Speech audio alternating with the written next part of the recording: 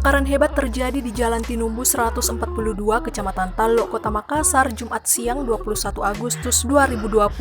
Sebanyak 10 rumah kos ludes dilalap api. Kebakaran terjadi sekitar pukul 9 waktu Indonesia Tengah. Diketahui awal mula kebakaran berawal dari salah satu rumah kos, sampai akhirnya merembes ke pemukiman warga. Rumah kos dan pemukiman sejatinya dipisahkan sebuah lorong kecil. Hanya saja bentangan kabel yang menghubungkan membuat api dapat dengan mudah merembes ke pemukiman warga. Sedikitnya 20 unit armada pemadam kebakaran dikerahkan untuk menjinakkan kebakaran tersebut. Dugaan sementara penyebab kebakaran diduga karena kompor salah satu warga. Keterangan di lokasi menyebutkan jika salah seorang warga lupa mematikan kompor saat memasak. Untuk sementara, kasus ini akan ditangani jajaran kepolisian sektor Polsek Talok.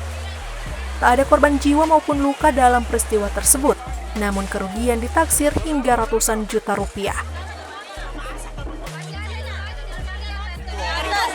Dari kompor, berarti orang masak. Kurang tahu juga kan orang kontrak di sini. Di dalam kontrak di bawah. 3 kali nih kan mau kasih terbakar baru saja. Jadi rumah kos-kosan ini lagi masak, kelupaan, apinya terbakar. Gitu. Ya luka nggak ada, korban jiwa nggak ada, yang cuma harta benda yang habis terbakar. Dari Makassar, Arman Fajar.co.id melaporkan.